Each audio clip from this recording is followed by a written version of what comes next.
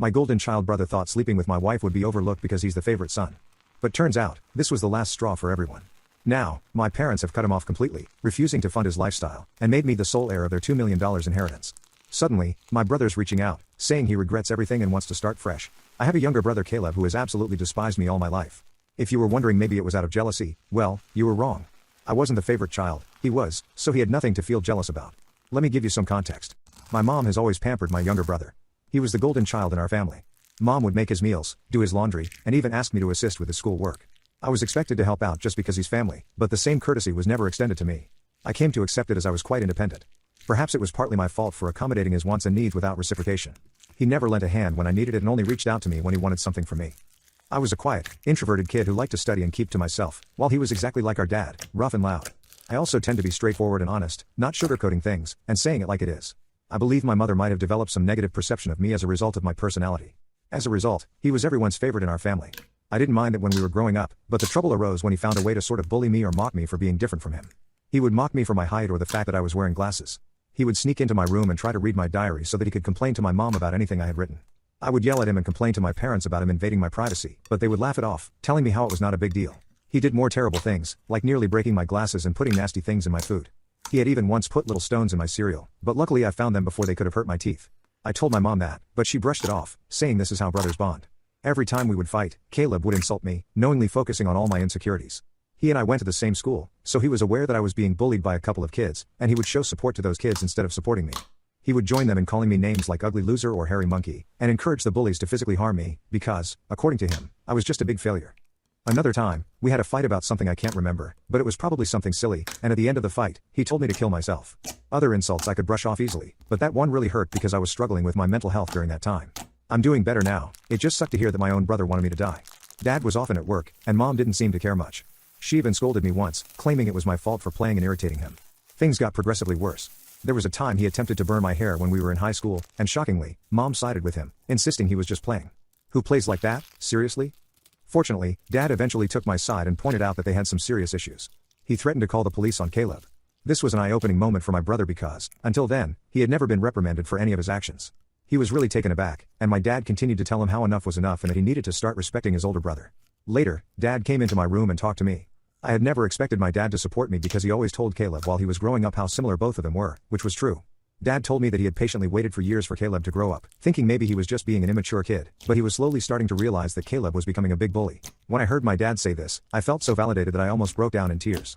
I confessed to my dad everything that Caleb had done to me over the years and even opened up about the bullying in school. My dad was shocked that I was going through so much. The next day, he went and talked to the principal, so my bullies could be warned about severe consequences if they continued. Later in the evening, my dad enrolled me in mixed martial arts at our local gym, and he told me that I needed to man up and stand up to bullies in my life. I will admit that a nerdy kid like me trying to learn to fight must have been laughable to watch. However, like everything in my life, I am very focused when I want to learn something. I carved out time for my studies so I could work out every day and go to the mixed martial arts classes. Not to brag, but it completely changed my life and my physique. One day, Caleb was at it again. He had stolen my pocket money, which we used to get if we helped our parents with doing chores. I had been saving my money for quite some time. Caleb had sneaked into my room and taken my money. I caught him when he was about to cycle off with his friends. I firmly told him to give me back my money since he knew stealing was wrong, but Caleb snickered and taunted that all I could do was run to Daddy for help. I don't know what came over me, but I gave Caleb a resounding punch to his face. He was stunned into silence as he fell backwards on the ground. I picked him up and took out my money from his trouser pocket, and then threw him back down on the ground. Caleb started to cry loudly like a little baby. It was comical to see a teenage boy crying on the ground. However, my mother came running out the door, hearing her baby boy, to help him up and find out what had happened. When she learned that I had fought with him, she was surprised and then started to reprimand me. She told me that as an older brother, I should teach better things to Caleb. While Caleb seemed to be enjoying seeing me being chastised, my mother also complained to my dad about how I had beat Caleb up and how I needed to be controlled. My dad grimly asked both of us to explain ourselves. I told him how Caleb had stolen the money that I had worked hard for and saved up, while Caleb attempted to justify how he needed the money for a date and that, as my brother, I should help him. However, Dad told Caleb that he was lucky that I just punched him for stealing my money because anyone else would have called the police on him. My dad continued to tell Caleb how he had no right to take others' things without their consent. Caleb didn't like that and started to throw a tantrum, probably wanting our mother to side with him, but Dad remained firm. When Caleb realized that I was not going to be punished for punching him, he screamed how much he hated me and then ran back into his room and locked himself in. Since that incident, Caleb maintained his distance from me. He had finally realized that he could not bully me anymore, and even Dad was not supporting his antics. For the first time in a long time, I felt we were equals. Even though he could not physically hurt me, he would try to verbally say nasty things to me when he knew our parents would not be around. It definitely got worse as he got older. It felt like each year he became angrier and had a shorter fuse. If I approached him to ask something, he would simply ignore me to my face and walk away out of the room, calling me a nerd or a loser under his breath. If he wanted to say something to me, he would only go through our mother, who would relay the message. I would question my mother as to why Caleb could not just talk to me if he wanted something, and she would implore me to be more understanding. I had no clue if this was just him going through puberty, and I had to wait it out, or if he actually truly hated me. I used to be able to deal with the things he would say over the years, but it got to a point where I just wanted to move out of home to get away from him. I would go to my mother countless times, asking if she could mediate a sit-down conversation for all of us to talk it out, but she always refused, saying she didn't want to get involved. I even asked for her opinion on why he treated me that way, but she would just brush off the question. Eventually, I went away to my dream university since I was a grade A student and was even qualified for a scholarship. My dad threw a party for me, and my mom seemed proud of me also. However, Caleb remained aloof and distant, barely acknowledging my achievements. The day I left for university was a mix of excitement for the future and relief to escape the toxic environment at home. The first few months at university were liberating. I made new friends, enjoyed my classes, and started to build a life separate from the oppressive atmosphere I had experienced growing up. The constant fear of Caleb's verbal attacks lifted, and I felt a newfound sense of peace. I began dating my wife Karen when we were both in the second year of our university. My friend introduced us at a frat party, and we clicked right away. Coming from a religious family, having kids without being married was a big no-no. However, we found out she was pregnant when we were in the last year of our university, which prompted us to get married as soon as we graduated. Our wedding was a small but peaceful ceremony. Our parents were happy for us, and we had a good time at our wedding. At that moment, I believed she was the love of my life. I always held the mindset that I wanted monogamy in life, one woman to come home to and be with for the long haul. Despite women trying to engage with me over the years, I never pursued anything because I was genuinely content in my marriage. Karen was my dream girl, and I never wanted to hurt her. However, over the years, there were 2 occasions when I discovered she was being unfaithful in our marriage. One was an off-and-on affair that lasted a few years with her married coworker, and the other was a fling with an ex she had dated in high school when she went to visit her family states away. I'm sure there will be people who might call me foolish, and looking back, I can't really deny it myself. After a period of separation in both situations, I made the decision to forgive my wife. I never wanted to raise my child in a broken home, and I genuinely believed we could overcome these challenges. We were quite young when the situation with her coworker occurred, so I chalked it up to youthful mistakes and not thinking things through. For a while, things seemed okay with us. I could never fully trust her, but I tried my best to push aside my doubts because I knew that if I chose to forgive her, I had to work towards moving past it and starting with a clean slate. It's been 4 years since the second time she was unfaithful, and I felt like I made the right decision by giving her a chance to show that she still wanted to be in our marriage. For years, Karen seemed to have changed, and we were genuinely happy with plans set in motion for the future of our family. However, 3 months ago, my reality was once again shattered by yet another incident, which, in my mind, was far worse than the others. She revealed that she had been sleeping with someone for quite some time and suggested that our son might not even be mine. Hearing her words, I felt like the ground had been pulled out from under me. A mix of shock, betrayal, and disbelief overwhelmed me. I struggled to comprehend the enormity of what she had just disclosed. In the days that followed, I managed to ask her why she had kept such a significant secret and how she could have done something so devastating. Her reaction was a cold and indifferent demeanor. She seemed detached, almost unbothered by the pain she had inflicted. Her responses were vague, leaving me with more questions than answers. It was a surreal and painful moment, confronting the shattered trust and the uncertainties about my own family. I continued to ask Karen to tell me the truth because I felt like I deserved to know who the father of the child was since I had been literally raising our son since the beginning. In the end, she admitted that it was Caleb. My eyes widened in shock as I asked her what exactly she meant by that. This is when Karen told me how she and Caleb had become friends back when I had introduced Karen to my family and she had stayed with us for Thanksgiving up until the New Year's. I remember Caleb, who was usually cold to me, was quite polite and warm towards her. I was glad since I did not want to make Karen feel unwelcome. She wanted to be accepted into my family, so she would spend significant time hanging out with my mom whenever she could. She noticed that Caleb and I were not that close and questioned me about it. I finally opened up to her about my childhood equation with Caleb and told her how we might never be able to repair our relationship since he never could move past his feelings. Karen understood, however, she started to include Caleb whenever we would go out, perhaps hoping that both of us would warm up to each other. If we were going to watch a movie, she would invite Caleb, and then we would have to watch whatever movie Caleb wanted to watch. I guess during this time Caleb and I did talk a few words here and there, which was a significant improvement compared to how he had been giving me the silent treatment for years. I do remember Karen and Caleb would hang out and play video games together, but I never thought much about it. Karen told me how one day Caleb opened up to her about his struggles and his recent breakup with his then ex-girlfriend. He seemed so vulnerable with her, and they struck up a friendship. She said how he would sometimes harmlessly flirt with her when I was not around, and apparently, one thing led to another, and she could not control herself anymore. I closed my eyes as the vision of my wife and brother sleeping together almost made me puke. She told me how guilty she felt after that and ran away from him. After that, she decided to go back home, which was true because my girlfriend had abruptly told me how she wanted to go back home when I thought she would be spending the New Year's with me. I tried to convince her to stay, but she was adamant that she had to go. After the holidays, when we met in college once our classes resumed, she was back to her usual cheerful self, so I never questioned anything. 2 weeks after that, we found out that she was pregnant. Now Karen told me that she had no idea whether it was really my child or Caleb's, and she had no way to find proof. Because I was already stepping up, she knew out of the two, I was a more dependable brother, so she decided to stay with me, and this is why we got married. I felt like my whole world was crashing down around me. The son I had loved and spent countless hours with may not even be mine. I questioned her if she had been sleeping with Caleb in recent times, and she nodded slowly. Karen told me how she and Caleb had always stayed in touch because their chemistry was undeniable. They would sneak off to hotels when she would lie to me that she was working overtime. She told me how half of her business trips were just romantic getaways with him. I asked Karen why she would even be married to me if she really wanted my brother, but Karen told me how she did not want to be the one to break off a marriage, and seeing how I was such a wonderful father to our son, she had stayed with me all this while. In her words, she had made a mistake, and she didn't know when to stop. I simply told Karen that I was glad that she told me the truth and that I was going to pack up and move out. Karen started to cry and ask for my forgiveness, telling me how I was supposed to scream and yell at her, but here I was, calmly thinking of my next move. I remained quiet while I walked to my cupboard and started packing some of my clothes into my suitcase. Karen kept saying how if I really loved her, then I should try to at least fight for her, and mistakes happen in every marriage. When she realized that I was not going to do anything, she changed her tactic and told me how my son would be affected if we got a divorce and how children should not be brought up in a broken home. I reminded her how I may not even be the father, which then reduced her to tears, and she started to yell at me about being cruel and how I could easily walk away when I had been there for the child since his birth. It seemed like my wife believed there was nothing that could make me want out of our marriage. I guess it was partly my fault for letting a lot slide in the past. While I did have some love for her, it felt more like it stemmed from the fact that I thought we had a son together and had been together since college. Karen continued to claim that it was not too late and that we could work things out, but I struggled to believe it and felt like I had no more patience to deal with her. Trust was a major issue for me, and her words felt empty. Even if I forgave her, I could never forget that she had slept with my own brother. I've always believed that people could make mistakes and be forgiven because we're all flawed, but this went beyond a certain limit. I left her crying on the doorstep and checked into a hotel. The next day, I went straight to my parents and told them everything about my wife's affair with Caleb and how they had been sleeping together for years behind our backs. The shock on their faces was evident. My mother, true to her nature, initially tried to defend Caleb, telling me that this could not be true since her boy would never do something like this to his own brother. Determined to expose the truth, I requested my parents to remain silent and allow me to call Caleb right in front of them. I told them to not make a sound since this is how I could expose Caleb's true colors. I wanted him to think that it was just a private conversation between us so that he could hopefully let his guard down. As Caleb picked up, I laid it onto him and confronted him with the revelation of his affair with my wife. Initially, he denied it vehemently and refused to accept it.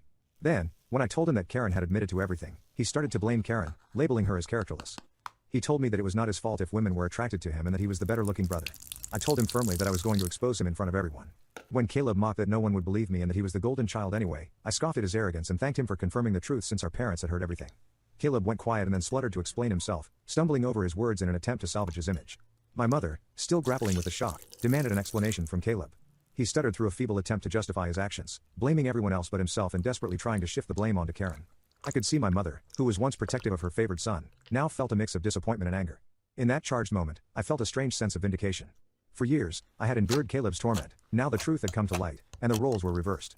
It was Caleb who stood exposed, his actions laid bare for everyone to see.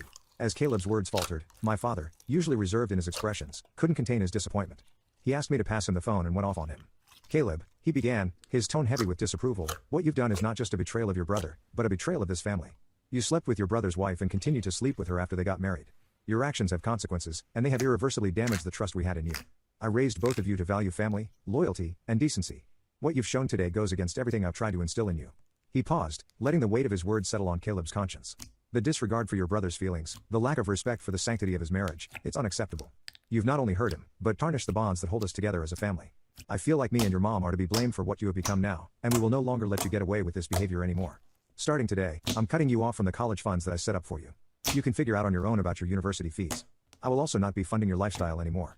You think it makes you more of a man to sleep with married women? Well, now let's see what happens to you when you don't have my money to depend on. I, on the other hand, maintained a composed demeanor throughout all this. Although I initially wanted to scream at Caleb, watching my dad punish him was the ultimate vindication. I had exposed his true nature, and it was clear that he had underestimated the consequences. Caleb, persistent in his protests, continued to justify himself, but my father swiftly ended the call, shutting down Caleb's attempts to explain away his actions. My mom came up to me and hugged me. It had been a while since we shared such a moment, but in that embrace, there was unspoken understanding and support amid the family turmoil. She apologized to me that she had not believed me all this time. I felt like my 14-year-old self would never have imagined this moment, being vindicated and embraced by my mother. After that, my dad helped me find a good lawyer so I could divorce Karen. She and her lawyer tried to fight dirty by asking me for alimony since I earned more than her, but luckily her affair played heavily in my favor. We also had a paternity test for my son, and it was determined that Caleb was indeed the father of the child. I can't begin to write how painful it was for me to digest this news. It was worse than when Karen told me that she had been cheating on me. I felt so pissed that my son didn't belong to me. However, I guess God works in mysterious ways because I decided to stay strong throughout all this. Karen begged me that I should keep visiting my son since he should not be punished for all this, but I just could not bear to see him. He reminded me of Caleb, and I hated it. After my divorce was finalized and I was finally free, I moved into my own bachelor pad. It felt surreal living on my own since I had gotten married so young and never really lived on my own. However, since I had always been independent, I was quick to adapt to my bachelor lifestyle, and I honestly loved it. 2 weeks ago, my dad called me to let me know that he had been thinking of changing his will since he didn't want to give Caleb anything. If there's one thing to know about my dad, it is that he is extremely stubborn. Since he had made up his mind that he wanted nothing to do with Caleb, he had kept his word. Caleb tried to reach out to our parents and even showed up at their doorstep, begging them for forgiveness, but he was not even allowed inside. My mother, who usually caves into Caleb's tantrums, also seems to be done with him, although it must be hurting her the most. Throughout all this, Caleb didn't even once send me a text to apologize for what he had done, so clearly he didn't even regret it. He was just sad about being cut off from our parents. Well, Dad told me that he would be leaving everything behind to me just to ensure that Caleb doesn't protest later. He would be leaving him with only $1. My eyes widened in shock, as my dad had worked really hard his whole life. Including his assets, retirement fund, and life insurance, it would come up to almost $2 million. The only clause in his will was that if my dad passed away before my mom, she would continue to live in their house even though the ownership would go to my name. Of course, I didn't mind this, since I would want to take care of my mom until her last days. I don't know how, but Caleb found out about all this, and since he can't reach my parents, he called me yesterday, trying to mend things right between us. He told me how he had been having trouble keeping up with college and that after Karen had found out about the paternity of the child, she had been pestering him about child support. He told me that he had no money and was looking for part-time jobs yet couldn't find anything. He begged me to talk to our family so we could start fresh since he really needed my help. I started to laugh in his face and told him that I was so done with him that he should have thought about all this before sleeping with my wife and getting her pregnant. Caleb started to argue that I was being unfair and that she was to blame also, to which I agreed and reminded him how I did divorce her, and now she was his responsibility, so he should not be calling me complaining about her or her child since this was the consequence of his own actions. Caleb started to raise his voice, but I cut him off and reminded him that he was no longer the favored child in the family but the black sheep who slept with his own brother's wife. Caleb started to cry at this point and told me how everyone had been on him, including our grandparents and relatives, which was true, but this was no longer my concern. I told him that we were done and to never call me again since I was no longer his brother. Since then, I have been replaying the conversation over and over in my head. Although I hate my brother, I had never heard him cry, at least not since we grew up. I won't lie, but it did hurt me a bit that he was this helpless, so I guess I'm here to ask if I should talk to our parents about him or would I be an a-hole if I don't. Update 1. Hi everyone. A lot of you have been asking me why I am no longer in contact with my son Henry, and some of you have also called me cruel. Well, I'm sorry to say this, but I don't feel comfortable raising another man's child. This is not a stepson scenario. In this case, I was led to believe that he was my son, and then I discovered that he was, in fact, my brother's son. Of course, I am hurt, and I have cried over it for days, but the reason I don't want any contact with Henry is because I no longer want Karen in my life. If I talk to her child, she will find a way to snake her way into my life again, and I need my own space. You can call me cruel or selfish, but I can't see him ever again, or at least not until a very long time. Update 2. Most of you have correctly guessed that it was, in fact, my mother who told Caleb about my dad changing his will, and he called me as a last resort to mend things. I did confront her in front of my dad, and she broke down. She told me how I had punished Caleb enough and that he had learned his lesson. My dad firmly told my mother that if she felt what Caleb did was forgivable, then he could no longer stay married to her since he could never forgive him for his betrayal. His threat seemed to shut my mother up. My dad made it clear to her that if she ever talked with Caleb and we found out, then she could pack her bags and just leave him. Like I said, my dad is a very stubborn guy. Hopefully, my mother will learn from her mistakes. Update 3. Hi Reddit. It's been 5 months since my last update. My relationship with my parents has improved in the last couple of months. My dad and I go golfing every weekend, and he behaves with me more like a buddy than my own father. My mother, even though she misses Caleb, has stayed away from him. Last I heard about Caleb was from my cousin, who told me how Caleb had been asking everyone for money and, in the end, had to drop out of college when he could not afford to pay his fees anymore. He and Karen are living together, and he even has a job as a part-time mechanic. Apparently, I think they are raising Henry together, which is a good thing, I guess. I never bring up Caleb in my discussions with my parents, and neither do they. For everyone asking, I am doing quite well. I was promoted at my job 2 months ago, so my salary has improved significantly. I haven't been dating anyone since I feel like I need time and space to heal. I have been going through a few therapy classes, so I guess we'll see how that works out.